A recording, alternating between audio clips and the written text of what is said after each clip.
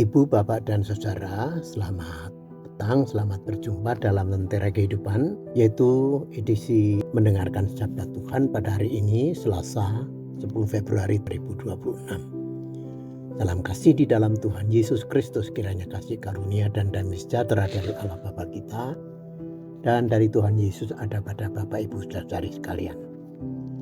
Sebelum kita mendengarkan sabda, mari kita berdoa. Ya Allah Bapa Surgawi, kami bersyukur sepanjang waktu dari pagi sampai hari ini Engkau menyertai kami, mengisi hidup kami dengan berkat-berkat. Sekarang kami akan mendengarkan berkat yang baru dengan firman, kiranya dikuduskan oleh Tuhan. Dalam nama Tuhan Yesus kami berdoa. Amin. Ibu, Bapak, Saudari, Lentera Kehidupan pada hari ini bertemakan hidup yang berdampak. Hidup yang berdampak. Injil Matius pasal 5 ayat 14 dan 16 mengatakan begini. Matius 5 ayat 14 dan 16. Kamu adalah terang dunia. Orang tidak menyalakan pelita lalu meletakkannya di bawah gantang. Hendaklah terangmu bercahaya di depan orang, supaya mereka melihat perbuatanmu yang baik dan memuliakan Bapamu. Bapak Ibu Saudari, kita semua telah mengerti bahwa terang itu berguna untuk menerangi kegelapan kalau sinarnya memancar dari sumber terang itu.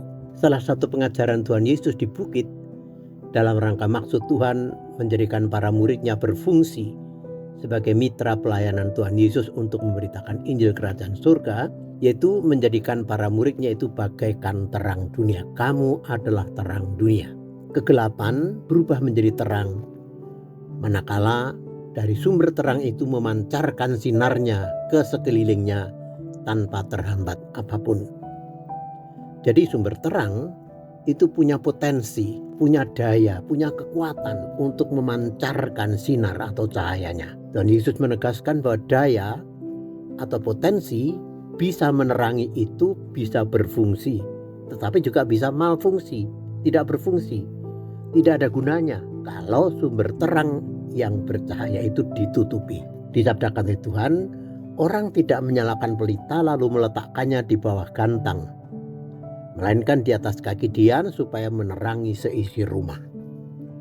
Benda penerang itu bisa tidak berfungsi kalau sinarnya terhambat, tertutup, dan tetap saja di sekitarnya itu menjadi gelap. Nasihat Tuhan Yesus selanjutnya ialah, hendaknya terangmu itu bercahaya.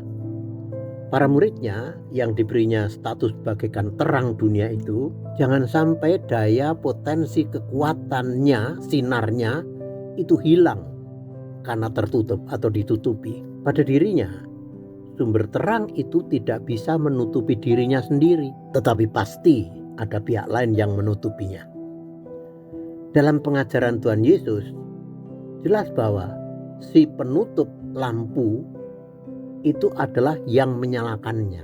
Siapapun yang menyalakan lampu sebagai sumber terang yang bisa menerangi sekitar, pastilah akan meletakkan lampu itu di atas untuk menerangi semuanya, bukan malah menutupinya. Potensi terang memang bisa menjadi tidak ada atau hilang karena sinarnya tidak menembus penutupnya. Nah, kita orang percaya sebagai terang dunia mempunyai potensi menerangi. Jangan sampai potensi menerangi kita tiadakan, kita tutupi agar peran kita tidak berdampak. Nah, banyak cara kita menutupi potensi diri terang itu, yaitu egoisme kita, pementingan diri kita tidak mau peduli orang lain, merasa diri tidak bisa atau tidak mampu, malas dan sebagainya. Nah, jangan sampai sinar terang itu hanya bercahaya bagi diri dan dalam diri sendiri. Biarkan potensi itu bebas, menyinarkan cahaya kemanapun. Semoga kita dimampukan untuk terus bersemangat, membiarkan potensi terang itu sehingga berdampak pada lingkungan kita. Nah, begitulah status kita sebagaimana Tuhan Yesus kehendaki untuk memberitakan Injil Kerajaan Surga, yaitu terang dunia. Mari kita berdoa. Bapa di surga, puji syukur, terima kasih atas kesempatan kami boleh mendengarkan sabda. Kiranya sabda ini menjadi pegangan hidup untuk kami bisa menjadi terang bagi di lingkungan kami, tidak menutup diri agar terang kami bisa bercahaya ke semua lini kehidupan ini. Mampukan kami untuk berani seperti itu Tuhan. Berkati sisa hidup kami, juga malam nanti kalau kami istirahat kiranya dalam perlindungan Tuhan. Anak kami, orang tua kami, suami, istri kami kiranya juga dalam berkat Tuhan. Yang ringkih kiranya dikuatkan, yang lemah juga demikian, yang sakit disembuhkan. Jamahlah ya Tuhan. Inilah syukur dan doa kami. Kami alaskan dalam nama Yesus Kristus Tuhan dan Juru Selamat kami. Amin.